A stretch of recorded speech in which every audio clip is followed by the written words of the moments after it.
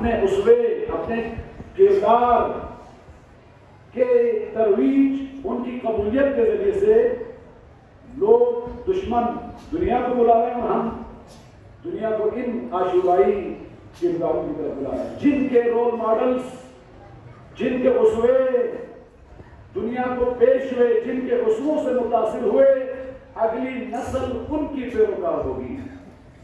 یہ جنگ ہے۔ آج دشمن نے اپنے فاسد و قوم لوط کی اس فساد کی بیماری کے شکار اسووں کو پیش کرنے کے لیے علوم کی طاقت سے ہمارے پڑھے لکھے جوانوں کا ذہن اغوا کرنا چاہتے ہیں، میڈیا کی طاقت سے عوام کا ذہن اغوا کرنا چاہتے ہیں، کارٹون کی طاقت سے بچوں کا ذہن اغوا کرنا چاہتے ہیں، اور اس میدان میں وہ اپنے تربیتی اصول، لذت پرستی، شہوت پرستی، یہ دے کر ہماری نسلوں کی تربیت ان کی مرضی کے مطابق کرنا چاہتے ہیں۔ یہ جنگ ہے۔ اور افسانوی کردار، کھیل کے کردار، فٹ بال کے کردار، فلم کے کرداروں کو انبیاء جتنا تقدس، انبیاء جتنا پروٹوکول، انبیاء جتنا مقام دے کر ان فساد کے گندگی کے اندر غرق ان اصولوں کا عاشق ہماری نسل کو بنانا چاہتے ہیں۔ یہ جنگ ہے۔ دشمن پوری تیاری کے ساتھ اترا ہے اور ہمارے رہبران لا تعلق نہیں ہے، الحمدللہ، وہ بھی تربیت کے اصول، قواعد، ضوابط پیش کر رہے ہیں، اور وہ بھی الہی کردار، ربانی کردار، قرآنی کردار، عاشورائی کردار کے عاشق دنیا کو بنا رہے ہیں۔ اور الحمدللہ 40 کا یہ اجتماع بتا رہا ہے عاشورائی اسوے، عاشورائی شہداء، عاشورائی تعلیم و تربیت کے قواعد و ضوابط دنیا کے دلوں پر حکومت کر رہے ہیں۔ کہیں ایسا نہ ہو کوئی ہندوستان کے ہندو، کوئی یورپ کا عیسائی ہم سے آگے نکل جائے اور پاکستان کا ایک جوان ان سے پیچھے رہ جائے۔ یہ عبرت ہے۔ اس سے پہلے ہمیں ان تربیتی اصولوں کی طرف متوجہ ہونا ہے۔ پورا ایک نظام تربیت دین میں تربیت کی اہمیت کے قائل ہوں، اولا والدین، جوانان، ثانیاً تربیت کی رکاوٹیں، ضد تربیتی اصول، ضوابط، طریقے، عادتیں، ان کو ہم اپنے گھروں سے نکالنا ہے، اور پھر تربیت کے ضابطوں کی ترویج اور تربیت کے مقاصد کو حاصل کرنا ہے۔ تربیت کی رکاوٹوں میں سے ایک پہلی رکاوٹ کچھ کل عرض کی، آج ایک اہم، والدین احساس ذمہ داری بڑھائیں۔ تربیت ہمارا فریضہ ہے، والدین کا فریضہ ہے، ماؤں کا فریضہ ہے، جوانوں کا فریضہ ہے۔ تربیت کے حوالے سے اپنی معلومات میں جتنا اضافہ کر سکتے ہیں کریں۔ رمضان المبارک لڈو کھیلنے والا مہینہ نہیں ہے۔ ایک جوان نے مجھ سے سوال کیا، عراق میں تھا، یہاں سے کیا، اور مجھے بہت تکلیف ہوئی، بہت تکلیف۔ آغا صاحب، رمضان میں لڈو کھیلنا حرام ہے یا نہیں ہے؟ یہ خود سوال اٹھا رہا ہے کہ ذہنی طور پر ہم پیچھے کیوں رہ گئے؟ آیا رمضان کا مہینہ قرآن لیلۃ القدر اس لیے دی ہے کہ لڈو کھیلے یا نہیں کھیلے، چھکا کھیلے یا نہیں کھیلے؟ رمضان کا مہینہ اس لیے تھا قرآن کو سمجھیں۔ جن کو پڑھنا نہیں آتا ہے رمضان میں پڑھیں، کم از کم ایک سورت تو پڑھ سکیں، ایک سورت پڑھیں، پورا قرآن پڑھنے کی ہمت نہیں ہے۔ رمضان کا مہینہ تربیتی اصولوں کو اپنا کر اپنے گھر کو اور اپنے علاقوں کو ان تربیتی اصولوں کے مطابق مزین کرنے کے عزم و ارادے کا مہینہ ہے۔ اس سے بھرپور استفادہ کریں۔ اتنا ہی اجتماع رمضان کے مہینے میں ہوا ادھر، آپ علماء کرام سے استفادہ کریں، پھر ہم تربیتی میدان میں آگے نکل سکتے ہیں، ورنہ خشک باتوں سے پھر کچھ نہیں ہونے والا ہے۔ یہ احساس تربیت اساسی موضوع ہے۔ آج تربیتی میدان میں دشمن ہم سے کھیل ہی کھیل میں ہماری نسلوں کو اغوا کر رہا ہے۔ آپ یہ والدین کتنے غیر ذمہ دار ہیں کہ بچوں کو ایک موٹر سائیکل، ایک موبائل خرید کر دے کر یہ سمجھ رہے ہیں کہ ہم نے حق ادا کیا، بلکہ آپ نے بچوں کی تربیت کا حق مارا ہے۔ یہی 1 لاکھ کا موٹر سائیکل آپ اسی بے روزگار بچے کو دے کر کوئی کاروبار، کوئی ہنر، کوئی کسی جگہ پہ لگا دیتے تو عمر پر یہ بچہ لقمہ حلال کماتا اور لقمہ حلال کما کر لقمہ حلال کھلاتا۔ 1 لاکھ کی موٹر سائیکل لی ہے اور ادھر سے پھر ایسی نوکریوں کے پیچھے لگ جاتے ہیں، وہ مرضات کا ہی راستہ ہو جاتا ہے۔ ان چیزوں سے باہر آئیں، اپنے اندر جوانان۔ کل ایک مومن نے خدا ان کے مرحومین کی توفیقات میں اضافہ فرمائے، اچھے نقطے کی طرف متوجہ کرایا کہ یہ کتنی ہماری ناتعلقی ہے، کہاں گئی ہماری غیرت۔ مثلا چلاس سے آتے ہیں، کوہستان سے آتے ہیں، پشاور سے آتے ہیں، آ کر یہاں پر مکان بھی لیتے ہیں، کماتے بھی ہیں، روزگار بھی، اپنا خرچہ بھی نکالتے ہیں، گھر کو بھی بیچتے ہیں، ہندوستان میں آ کر پیسے گھر کا بھی چلاتے ہیں، اور ادھر اتنے جوان ہیں جو کہتے ہیں روزگار نہیں ہے، بے روزگاری ہے، اور موٹر سائیکلیں چلانے کے فخر۔ ہمت کریں، محنت کو شرم نہ محسوس کریں۔ جو بیٹھ کے کھا رہا ہے وہ بوجھ ہے، یہ شرم کا مقام ہے۔ جو جوان 10 روپے بھی کمائے عزت سے، یہ عزت کا رزق آپ کو سرمند کرے گا۔ کام کرنے، ہنر سیکھنے، محنت کرنے میں کوئی آر اور کوئی شرم کی بات نہیں۔ شرم یہ ہے کہ جوان بیٹھ کے چیٹنگ کرتا رہے اور اس کا بوڑھا باپ کما رہا ہے اور اس کمائی سے گھر کا خرچہ نہیں چلتا ہے۔ اس جوان کو ڈھونڈ کے مرنا چاہیے، اس جوان کو ڈھونڈ کے مرنا چاہیے۔ کہاں گئی آپ کی جوانی؟ ہنر آج ہماری یونیورسٹیز اپنی ذمہ داریاں ادا نہیں کر رہی، ظاہری اور کاسمیٹک کام کر کے اپنے آپ کو بری ذمہ کر رہی ہے۔ تعلیم کے ساتھ ساتھ ہنر، تعلیم کے ساتھ ساتھ تربیت، یہ 3 چیزیں جوان کا ہتھیار ہے۔ بے روی سے بچ جائیں، بے روزگاری کی وجہ سے جو فساد کا شکار ہے اس سے بچ جائیں۔ تعلیم اعلیٰ درجے کی، تعلیم کے ساتھ ساتھ ہنر بھی اعلیٰ درجے کا، اور تعلیم و ہنر کو اچھے میدان میں خرچ کرنے کے لیے جو چیز آپ کی رہنمائی کرتی ہے وہ اعلیٰ درجے کی تربیت ہے۔ ورنہ یہ کیا پڑھائی ہے؟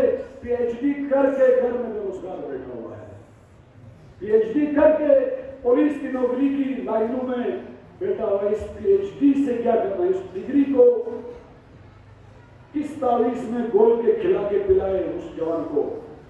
اگر یونیورسٹی سے اپنا حق ادا نہیں کر رہی ہے، آپ جوان تعلیم کے ساتھ ساتھ جو پارٹ ٹائم ہے کوئی ہنر سیکھیں۔ اتنے ہنر ہے، معاشرے کو ضرورت ہے۔ آج ٹورزم کے ذریعے سے بہت سارے نئے ہنر جنم پانے چاہیے۔ ان ہنر سے اپنے آپ کو مزین کر کے جوان عزیز اپنی غربت کا خاتمہ کرے، اپنی بے روزگاری کا خاتمہ کرے، اپنی بیکاری کا خاتمہ کرے، تاکہ آپ کی تعلیم بھی بچ جائے اور آپ کی تربیت بھی بچ جائے۔ یہ رکاوٹیں ہیں آج بے روزگاری کی وجہ سے، پھر ہم دین کو بھی ٹائم نہیں دے سک پاتے۔ کہتے ہیں آج مجلس میں بعض لوگ میسج بھی کرتے ہیں، آغا صاحب ہمیں دعا کرنا مجلس میں نہیں آ سکے، کیوں؟ یہ پیٹ کا بھی مسئلہ ہے، دین سے پھر رہ جائیں گے پیچھے۔ ہنر سیکھیں، آپ دین کو بھی ٹائم دے سکیں گے اور بے روی سے بھی بچ جائیں گے اور کسی کے بھی محتاج نہیں ہوں گے۔ تیسری رکاوٹ یہ اہم ہے جوان عزیز، ہماری تربیت کے بیچ کو یہ چیزیں کھا کے ختم کر رہی ہیں، وہ ہے ہم گھروں کی اصلاح کرتے ہیں۔ کچھ گھر ہیں جو نامطلوب حالت میں ہیں، یہ قابل قبول نہیں ہے۔ تربیت یافتہ نسل چاہیے تو ہمیں اپنے گھروں کی اصلاح کرنی ہوگی۔ وہ گھر جس میں حقوق الناس پہ ڈاکہ ڈالا جائے، زوج شوہر کے حق پہ ڈاکہ، شوہر زوجہ کے حق پہ ڈاکہ، اولاد والدین کے حق پہ ڈاکہ، والدین اولاد کے حق پہ ڈاکہ ڈالے، یہ گھر کبھی بھی کوئی بڑی شخصیت کو جنم نہیں دے سکتا۔ اور آپ دوسری طرف دیکھیں، میں نے کل روایت بیان کی کہ گھر میں جو والد گھر کے افراد گھر کے کام کاج روزگار کو چلانے کے لیے گھر آتے ہیں، پھر کام کاج کی طرف جاتے ہیں، کام سے پھر گھر آتے ہیں، روایات کے مطابق یہ اتنا مقدس کام کر رہا ہے۔ حج و عمرہ کے لیے جس طرح انسان جاتا ہے اس سفر کا اجر و ثواب اس باپ کو ملتا ہے۔ اب ہم نے سبحان اللہ تو کہہ دیا، لیکن اگر خدا نخواستہ گھر کے اندر یہی والدین جن اتنا بڑا مقام ملا حقوق پہ ڈاکہ ڈالے، تو اس نے چھوٹا جرم نہیں کیا، حج و عمرے کی حرمت پامال کرنے کے برابر جرم اس کے کھاتے میں لکھ دیا جائے گا۔ حقوق پہ ڈاکہ نہیں ڈال سکتے ہیں گھر میں۔ یہ سن لیں سب، ذرہ برابر خصوصاً گھر کے اندر باپ سن لے، باپ کو ماں کا اصلی ترین فریضہ یہ ہے باپ کا احترام بچوں کی نگاہوں میں بڑھا کے رکھے۔ لڑائی کرنی تو بعد میں کسی کمرے میں جا کے کرے، لیکن جب بچے آ جائیں تو ماں اس باپ کے اتنے فضائل بتائے، دنیا کا کامیاب ترین انسان اسی بے روزگار و اخلاق باپ کو شمار کرائے۔ کیوں؟ باپ آج رازق ہے اس بچے کا، روایت کے مطابق باپ آج امام کے مقام پر ہے اس بچے کا۔ اگر اس باپ سے اعتماد اڑ گیا ماں کے غیر ذمہ دارانہ گفتگو کی وجہ سے، صرف باپ سے دور نہیں گیا، اس بچے کو جب عقل آئے گی کل رازق خدا سے بھی دور ہو جائے گا، معاشرے میں الہی رہبر سے بھی متنفر و بدظن ہو جائے گا۔ آج کوئی ماں باپ کا احترام بڑھائے، اس نے اس بچے کو امام سے بھی اٹیچ کیا، اللہ کی ربوبیت کے اندر بھی اس نے لایا، اور باپ بھی اسی طرح ماں کے مقام کو بڑھائے، گھر کے اندر ان حقوق کا حق ادا کرے۔ ذرہ برابر حق سے مراد صرف روٹی کپڑا مکان نہیں، محبت کا حق۔ یہ سب سے بڑا گناہ ہے جس میں بہت سارے بڑے دیندار نمازی حاجی پھنس جائیں گے۔ میدان حشر و حساب میں بچے کو گھر میں محبت کا حق دینا ہے، احساسات کا حق دینا ہے۔ اب بعض گھروں میں یہ سوالات بھی ہوتے ہیں، ہوئے ہیں، میسج بھی ہوتے ہیں، بعض مومنین نے دوسری شادیاں کی ہیں، خدا ان کو استقامت دے، اور بعض کرنا چاہ رہے ہیں۔ میں عرض کروں گا، اور بعض جنہوں نے دوسری شادی کی ہے وہ خود کہہ رہے ہم پھنس گئے ہیں۔ انہوں نے کہا ہم مثلا پہلی بیوی کا حق دینا چاہتے ہیں، دوسری بیوی کا حق دینا چاہتے ہیں، پہلی بیوی جو سینئر ہے اس کے بچے بھی پڑے ہوئے ہیں، مثلا وہ دھمکی دیتی ہے، مثلا اس کو لایا تو ذریعہ پور کریں گے۔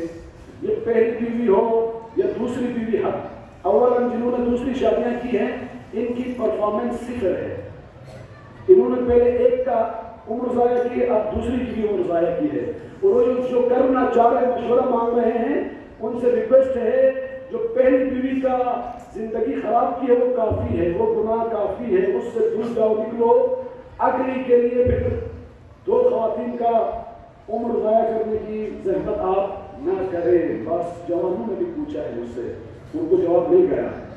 یہ سن لیں، دوسری شادی والے سن لیں، خصوصاً خواتین، دو بیویاں ایک ہی شوہر کی سن لیں، اگر پہلی بیوی کی وجہ سے دوسری بیوی کا ذرہ برابر حق غصب ہوتا ہے، دوسری بیوی کی وجہ سے پہلی بیوی کا ذرہ ریت کے تنکے کے برابر حق غصب ہوتا ہے، جنت کی بو بھی سونگنے کو نصیب نہیں ہوگی۔ کیسے؟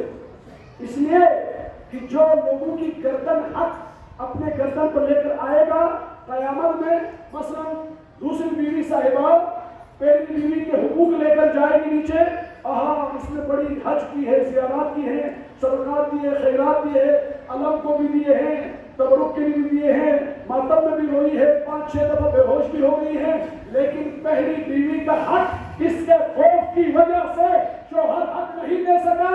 قیامت میں خدا کہے گا تیرے سارے اعمال اس بیوی کو دیے جائیں گے جس کا حق تیری وجہ سے غصب ہو گیا، اور اس کے سارے گناہ تیرے کھاتے میں لکھ دیے جائیں گے، اس کے گناہوں کی وجہ سے یہ زوجہ جہنم میں جائے گی، اور اس کے اعمال کی وجہ سے وہ جو زوجہ جنت میں چلی جائے گی۔ حقوق کا ڈاکہ آسان نہیں ہے۔ امام حسین کے ماننے والے جشتری ایک صحابی مارے، اب اسی سے اندازہ کریں دین کا مزاج۔ معاذ ابن جبل یہ وفات پائے، اس سے بڑی توفیق کسی کو مل سکتی ہے؟ اس کا قبر رسول اکرم نے کھودا، کسی کو ہاتھ لگانے نہیں دیا. قبر کی دیواریں رسول اکرم نے بنائی، کس نے توفیق دی. اس لیے ہمیں کہا جاتا ہے زیارت عاشورہ پڑھے ہر روز. اللہم ارزقنا شفاعت الحسین یوم الورود. خدایا جب قبر میں مجھے اتارا جائے گا اس وقت بچے بھی چھوڑ جائیں گے، میرا پروٹوکول بھی اڑا لیا جائے گا. جو قبر میں میری شفاعت کرے گا حسین ابن علی کریں گے. معاذ کی قبر رسول اکرم نے کھولی، دیوار خود بنا لی، اس کا جنازہ اٹھایا. جنازے کے چاروں طرف جانا مستحب ہے، اپنے کندھوں پہ جنازے کے چاروں طرف جائیں، ایک جگہ قبضہ کر کے نہ بیٹھے، گھومیں. اور پھر رسول اکرم نے نماز جنازہ بھی پڑھی، قبر پہ مٹی بھی رکھی، فاتحہ بھی کیا ہاتھ رکھ کر. جن کے والدین زندہ ہیں خدا ان کی توفیقات خیر میں اضافہ فرمائے، جن کے والدین مرحوم ہوئے ہیں انہیں شفاعت عاجلہ نصیب فرمائے. جوانان والدین تربیت میں اتنے مؤثر ہیں. جوانان والدین ماں کے قدموں پہ بوسہ دیں، باپ کے ہاتھوں کو چومیں، آپ سربلند ہوں گے.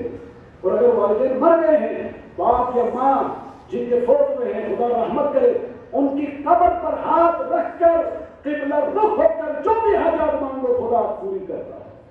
حاجات کا مرکز ہے.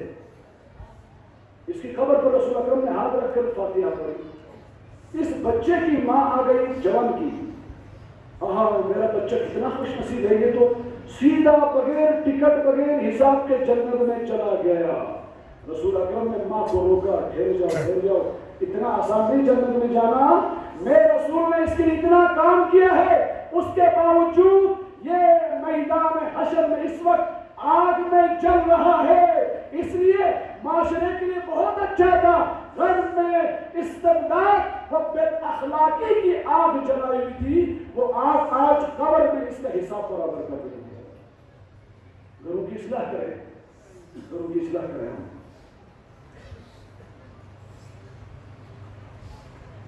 دوسری حالت ہمارے گھروں کی جو ناقابل قبول حالت ہے وہ ہے بعض گھر لبرل گھر ہیں، کوئی ٹائم ٹیبل نہیں، کوئی آنے جانے کا ٹائم نہیں، آزاد چھوڑا ہوا ہے.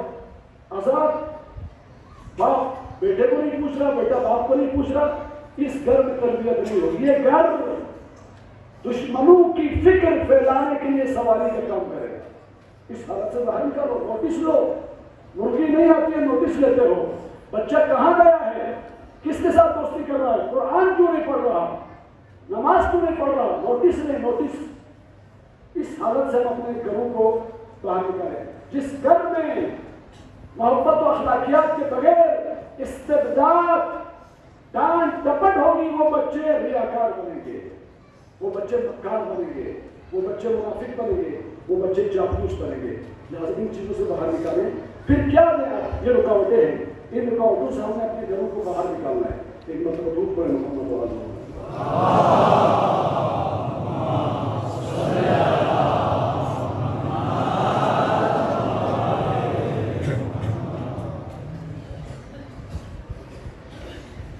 یہ ضد تربیتی امور ہے.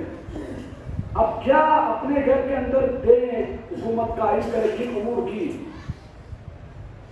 پہلی چیز جو گھر کے اندر حکومت کرے جوان و عزیز، زہرا کے گھر میں ان اصولوں کی حکومت کی. قرآن ہمیں ان اصولوں کی طرف دعوت دے رہی ہے. قرآن وہ ہے محبت کا عنصر. محبت غذا کی طرح ہے، پانی کی طرح ہے، اور بچے اولاد پھول کی طرح ہے. اور جن پھولوں کو محبت کا پانی نہ مل جائے وہ مرجھا جاتے ہیں، ان کی اخلاقیات مرجھا جاتی ہیں، ان کی معنویت مرجھا جاتی ہے، ان کی دینداری مرجھا جاتی ہے. جن بچوں کو محبت کا پانی ملے، غذا ملے، وہ پھولوں کی طرح کھلتے ہیں.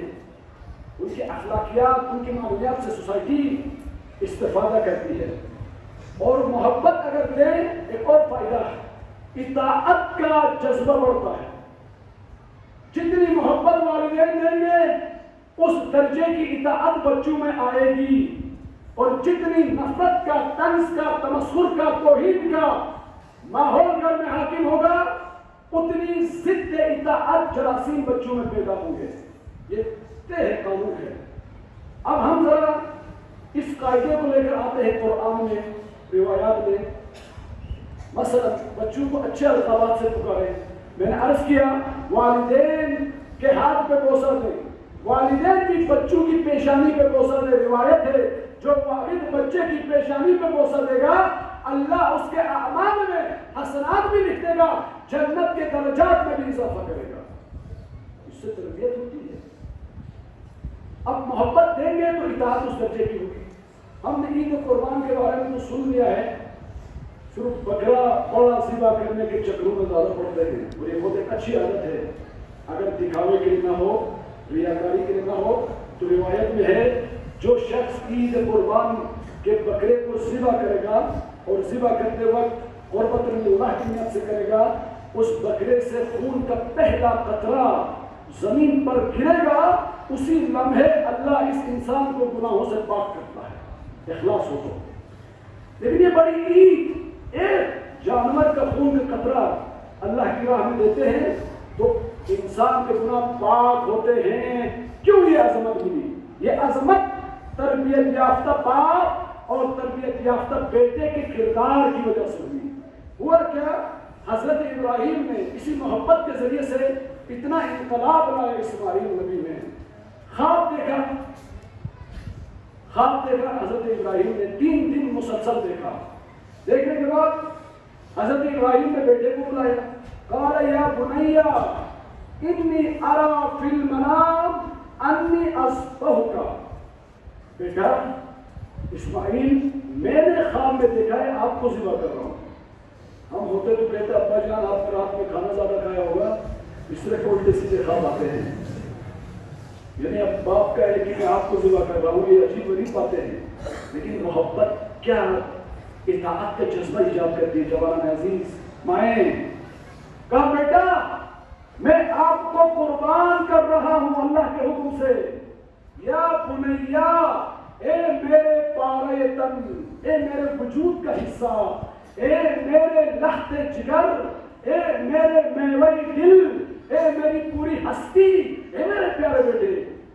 60-70 سال کی عمر میں اس جملے کے لیے بچے ترس کے وہ بھی بوڑھے ہو گئے، لیکن کنجوس والدین سے یہ جملہ کبھی نکلا ہی نہیں. تربیت کا مسئلہ ہوگی. بچوں کو اچھے القابات سے پکاریں. اے میرے پیارے بیٹے میں آپ کو ذبح کر رہا ہوں. یہ محبت. پھر حکم نہیں دیا میں نبی ہوں، اولو العزم نبی ہوں، اللہ کا حکم ہے، اگر میرا حکم نہیں مانا آپ فاسق ہو گئے، فاجر ہو گئے، یہ نہیں کہا بلکہ مشورہ مانگا، احترام دیا. فرمایا ما نظر ماذا ترى، آپ کی کیا نظر ہے بیٹا اس حوالے سے. بچے نے کیا کیا؟ افعل ما تؤمر. اے پیارے بابا جان، اے میرے وجود کے حصہ بابا جان، جو حکم آپ کو ہوا ہے 100% وہ حکم انجام دے. انشاءاللہ ستجدونی بہت جلد بغیر کسی دیر بہانے کے آپ مجھے شاکرین و صابرین میں سے پائیں گے. وہ بچہ زمین پر لیٹ جاتا ہے، رسیاں باندھنے کی ضرورت نہیں، اتنی اطاعت کے ساتھ، اور وہ بچہ خود کہتا ہے بابا جان ذرا میری آنکھوں پہ پٹی باندھ دو. ایسا نہ ہو آپ اپنے بچے کی محبت کی وجہ سے اللہ کے حکم سے پیچھے نہ ہٹنے پائے. ابراہیم نے کس درجے کی محبت و احترام اپنے گھر کے اندر دیا، اس محبت اور اس احترام کا نتیجہ اسماعیل کی اس درجے کی اطاعت کی صورت میں نکلا. اپنا سر قلم باپ کے ایک خواب کی وجہ سے کرانے کے لیے تیار ہے. آج بچے اطاعت نہیں کرتے ہیں والدین کی، شکایت کرتے ہیں والدین. بچے اطاعت نہیں کرتے. آج کیوں نہیں کرتے؟ محبت تکریم کی فضا ہم نے گھروں کے اندر قائم نہیں کی، اس لیے بچے محبت نہیں کرتے. اب آپ کربلا میں آئے، میدان تربیت کربلا، اور جناب قاسم کی شہادت کی مجلس ہے. یہ جملہ بہت اہم جملہ ہے جناب قاسم کا کہ امام نے فرمایا قاسم کیف الموت عندک، موت کو کیسا پاتے ہو بیٹا؟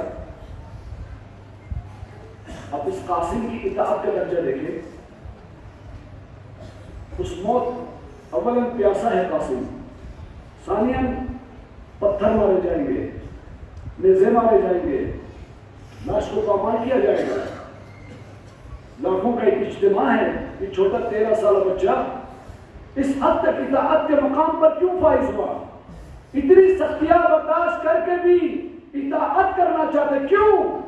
اس لیے حسین بن علی نے قاسم کو محبت و احترام کا اتنا درجہ دیا تھا، اتنا.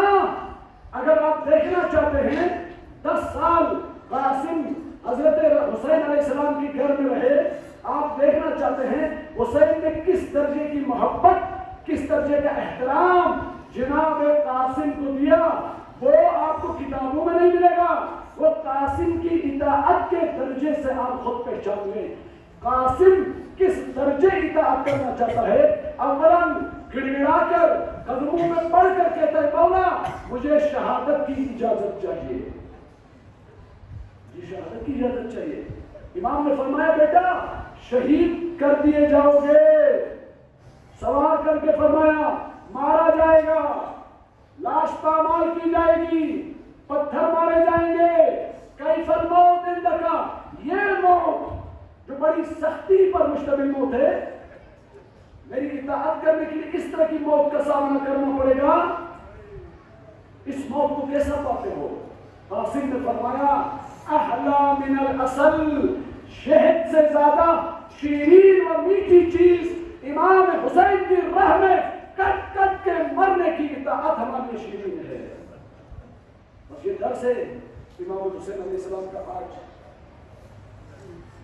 کہ محبت اس درجے کی دیں، احترام اس درجے کا دیں، گھروں میں تربیت کی فضا اتنی قائم کریں کہ بچے بجائے مساجد سے، گھروں سے، والدین سے فرار ہونے کے بجائے والدین پہ اعتماد کریں، والدین سے اٹیچ ہوں، والدین سے منسلک ہوں. محبت اس درجے کی دیں اور اخلاص اس درجے کا بچوں کے اندر ایجاد کرائے. یہ تربیت کا اعلیٰ میدان میں فائز کراتی ہے. آج ہمارے لیے اگر خدا نہ خواستہ گھروں میں یہ ماحول نہیں ہے تو آپ یہ بہانہ ہم نہیں بنا سکتے لوگ آپ کہ گھروں میں والدین نے یہ ماحول فراہم نہیں کیا، ہمیں وہ محبت نہیں ملی، ہمیں وہ تقریب نہیں ملی. آج الحمدللہ اس زمانے میں تشیع کے پاس تربیت کا جو موقع اس زمانے میں ہے کسی زمانے میں نہیں رہا. یہ جو حالیہ دنوں میں قرآن مجید اور رہبر معظم کی تصویر جلائی گئی، اس کے مختلف پہلو ہیں. ایک پیغام یہ ہے جوان عزیز، بہت ساری کتابیں ہیں، لاکھوں کروڑوں خربوں کتابیں ہیں، لیکن ان کتابوں میں سے آ کر صرف قرآن کو کیوں چنا جاتا ہے جلانے کے لیے؟ بہت سارے مذاہب کے اندر علماء رہبران موجود ہیں، لیکن ان رہبران میں سے صرف سید علی خامنئی کی تصویر کیوں جلائی جاتی ہے؟ سویڈن میں یہ میسج دینا چاہ رہا ہوں آپ کی خدمت میں. اس لیے دشمن نے جو قوم لوط کی تہذیب دینا چاہ رہا ہے، لذت پرست بنانا چاہتا ہے، خشونت کا شکار کرانا چاہتا ہے، بے حیائی کا شکار کرانا چاہتا ہے، انہوں نے دیکھ لیا، ہم سے بڑھ کر تحقیق کی ہے. آج اسرائیل میں 12 منزلہ عمارت ہے، پوری 12 منزلہ عمارت، صرف شیعہ پر تحقیق ہوتی ہے، صرف شیعہ مذہب پڑھایا جاتا ہے. میں اس لیے کہ شیعہ بنا کر تبلیغ کرائے، اس لیے کہ شیعہ کی عزاداری میں کس طرح کے اداکار، کس طرح کے پیشہ ور، کس طرح کے شہرت پرست، کس طرح کے مال و منال و شہرت کی گندگی میں غرق لوگوں کو لا کر عزاداری کی طاقت سے جو شیعہ عالمی طاقت بن رہے ہیں وہ راستہ روکا جائے. ایک دوسرا مہدویت کا پیغام، مہدویت کا پیغام امید کا پیغام، عالمی غلبے کا پیغام. مہدویت کو قصے و کہانیوں و خرافات کی کہانی میں بدلنے کے لیے اسرائیل کی 12 منزلہ عمارت میں تحقیق ہو رہی ہے، اور انہیں تحقیق سے معلوم ہوا ہے ہم سے زیادہ.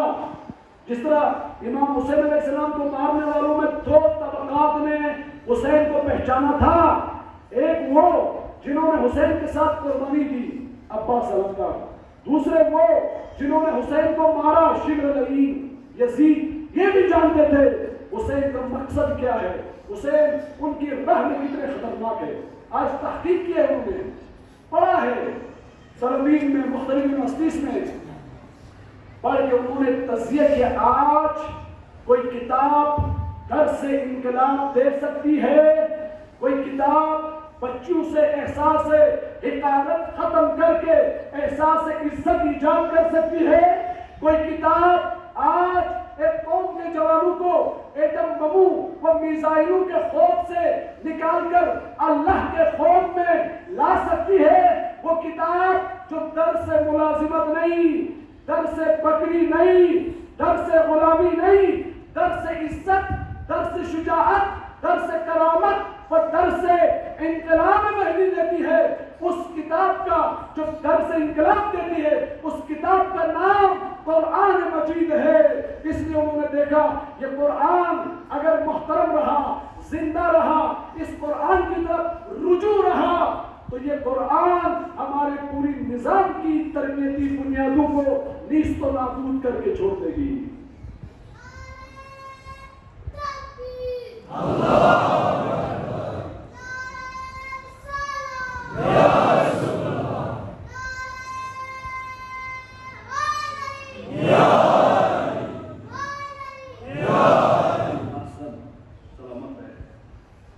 اس لیے قرآن کو جلا رہے ہیں تاکہ اس قرآن کی محبت کو دلوں سے نکال دیں۔ احمق،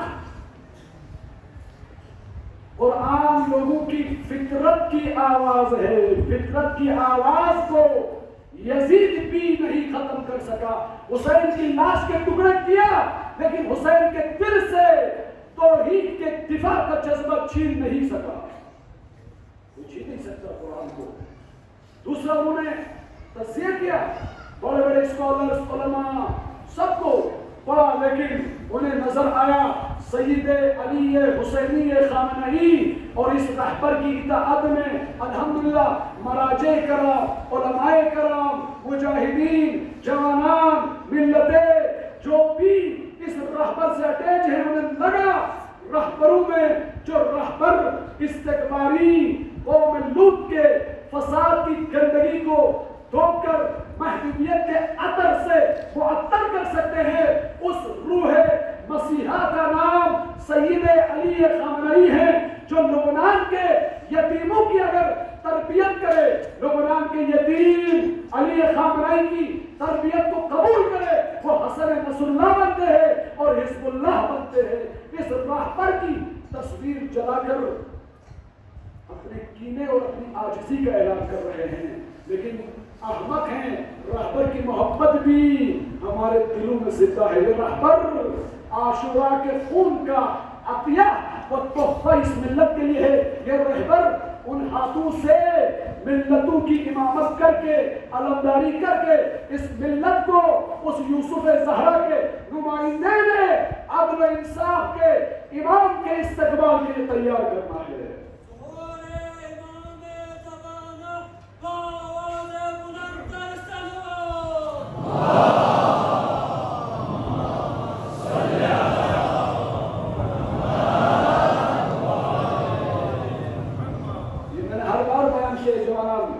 دشمنوں کا جملہ ہے، ہمارا جملہ نہیں۔ دشمنوں نے کہا، تمام مذاہب کو ہم نے پڑھا ہے، لیکن تشیع سر بلند ہونے والا مکتب ہے، اس تشیع کی طرف رخ کرو، تمام تر فسادات، رسومات اس تشیع کے اندر ایجاد کرو، جب تک اس تشیع کا راستہ نہ روکے، انحراف کی طرف نہ ڈالیں، غلط رسومات نہ ایجاد کریں۔ رہبر عالمی افق کو دیکھ کر، تشیع کے خلاف ہونے والی سازشوں کو دیکھ کر جوانوں سے ریکویسٹ کر رہے ہیں، زنجیر زنی کے ذریعے سے آج آپ خلوص نیت سے لگاتے ہو، لیکن اس کا فائدہ دشمن لے جا رہا ہے۔ اس کا فائدہ وہی دشمن جو قرآن کو جلا رہا ہے، وہی دشمن جو رہبر کی تصویر کو جلا رہا ہے، وہی دشمن جو امام زمان کی راہ کو روک رہا ہے۔ اس لیے فرمایا زنجیر زنی آج نہ کرے جوانان، اس کے ذریعے سے آپ سینہ زنی کرے۔ وہ امام خمینی کا قول، یہ سینہ زنی میسج دیتی ہے جوان کو کہ تیرا سینہ صرف حسینی ہو اور زندگی استقبالی ہو، یہ حسینی جوان نہیں ہو سکتا۔ حسینی جوان وہ جس کا سینہ بھی حسینی، اس کی زندگی بھی حسینی، اس کا اٹھنا بیٹھنا بھی حسینی، اس کی دوستی بھی حسینی، اس کی منطق بھی حسینی، اس کی فکر بھی حسینی، اس کا قلم بھی حسینی، اس کی موبائل بھی حسینی، اس کا حجاب بھی حسینی، اس کی اولاد بھی حسینی۔ جو جوان اس طرح سے حسینیت میں غرق ہو جائے وہ جوان حسینی ہے، اور یہ حسینی جوان رہبر سے مل کر یوسف زہرا کے استقبال کے لیے اپنے اپنے خطے کو آمادہ کریں گے انشاءاللہ۔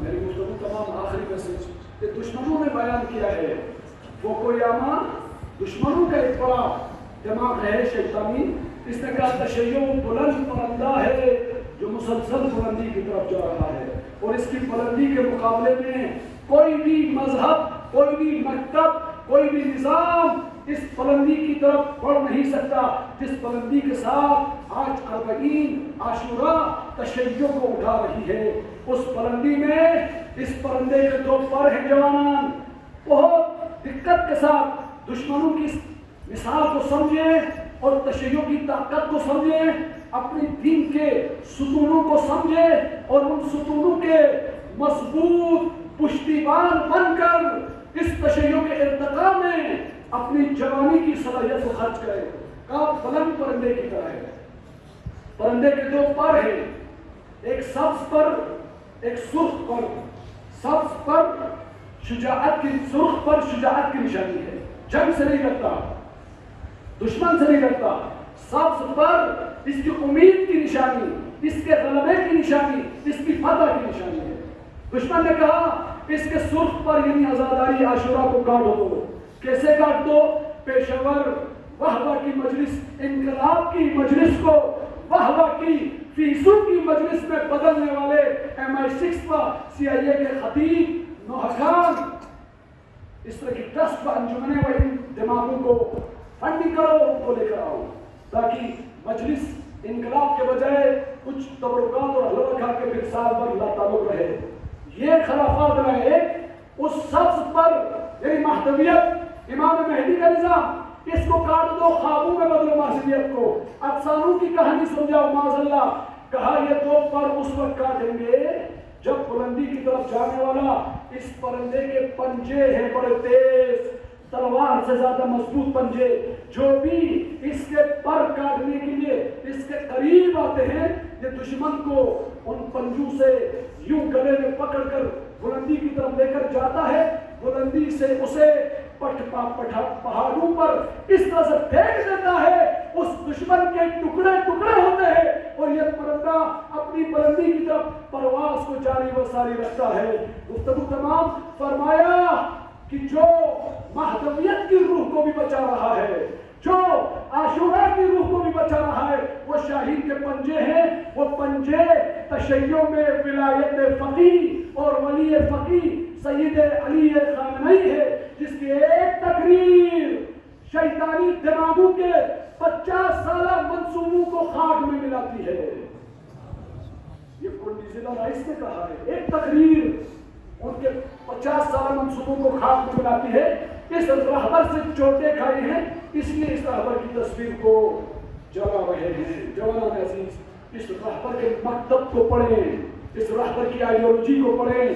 مکتب امام خمینی میں اور آپ کی مقتدر تربیت کا آج کے زمانے کے مطابق، انٹرنیشنل حالات کے مطابق تربیت کرنے کا بہترین وسیلہ فکر امام خمینی و مکتب امام خمینی و رہبر معظم ہے۔ آپ یہ جو رہبر کی تصویر جلائی اور آگ جلایا، اس کا جواب چند نعرے نہیں ہے، عزم ہے، عزم۔ آپ قرآن کو پڑھ کر رہبر کی فکر سے ہم آہنگ ہو کر ان مستقبلین کے منہ پہ تماچے مار سکتے ہیں۔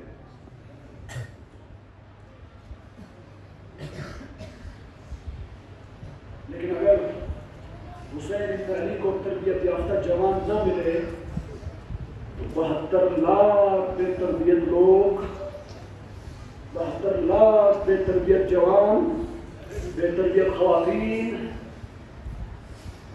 حسین کے گھر کے یتیموں کو بھی نہیں چھوڑتے.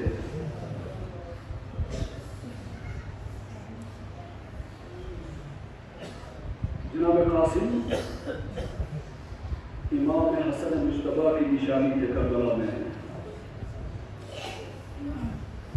جن شہداء کو امام حسین علیہ السلام نے اجازت نہیں دی کہ وہ شہادت کے لیے جائیں، ان میں سے ایک قاسم ہے. شب عاشور امام نے یہ جملہ کہا، اصغر بھی مارا جائے گا. شہداء کی فہرست میں اصغر کا بھی نام ہے، اور اصغر مچھلی کی طرف تڑپ تڑپ کے جان دے دیں گے. قاسم پریشان ہوئے، چچا جان کیا اشقیاء، کیا دشمنان خیموں میں حملہ کریں گے کہ اصغر کو مارا جائے گا؟ کہا نہیں بیٹا، اصغر بھی میدان میں جائے گا لڑنے کے لیے. اصغر بھی چچا عباس کی طرح لڑے گا. پھر کہا چچا جان جب اصغر کی شہادت کا نام آ رہا ہے، کیا مجھے یتیم سمجھ کے چھوڑا گیا ہے؟ میرا نام کیوں نہیں شہداء کی فہرست میں؟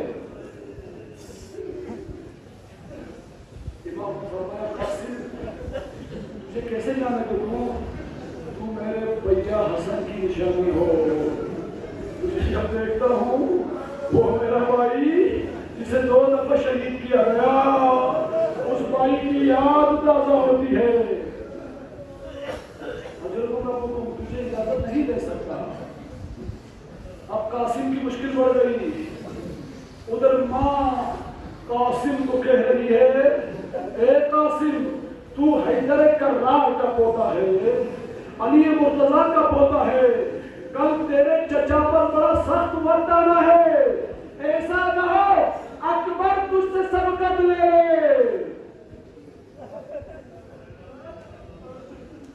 تو نے ماں کی جانب سے اپنے چچا پر قربان ہونا ہے. قربان جاؤ ان عاشورائی ماؤں پر. کیسے تربیت کی ان بچوں کی. قاسم پھر چچا کے پاس آئے. چچا نے اجازت نہیں دی. قاسم زار و قطار روتے ہوئے خیمے میں آ گئے. سر جھکا کر روتے رہے. کیسے مولا سے اجازت لے لوں؟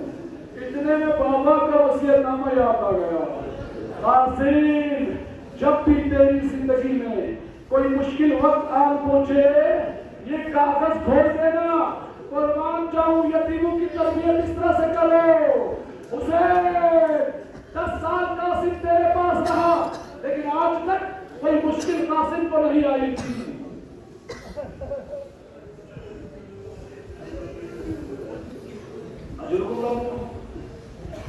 قاسم نے جب اس کاغذ کو کھولا، بابا کی لکھائی یاد آ گئی.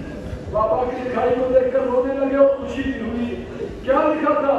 اے بھیا حسین، تیری غربت کا لمحہ اس سے بڑھ کر غربت کسی کی نہیں ہو سکتی. یہ میری قربانی، یہ میرا تحفہ اپنی غربت کو ختم کرنے کے لیے قبول کر لینا. قاسم ہنستے ہنستے امام کی بارگاہ میں آئے.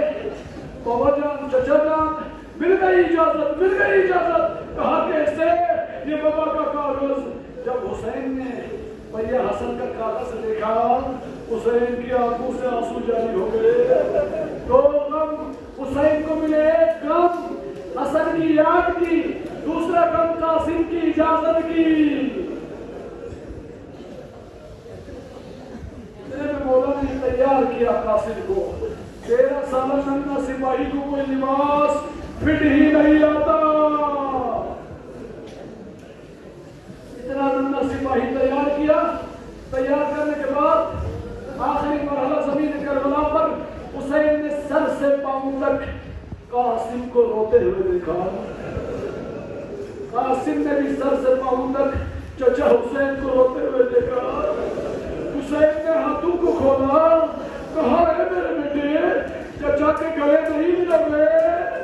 قاسم اور حسین گلے ملے ہیں زیادہ رو، اور دونوں اس طرح سے روئے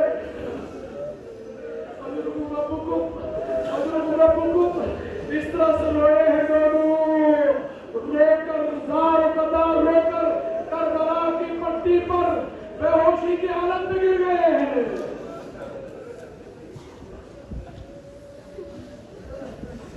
پھر اس کے بعد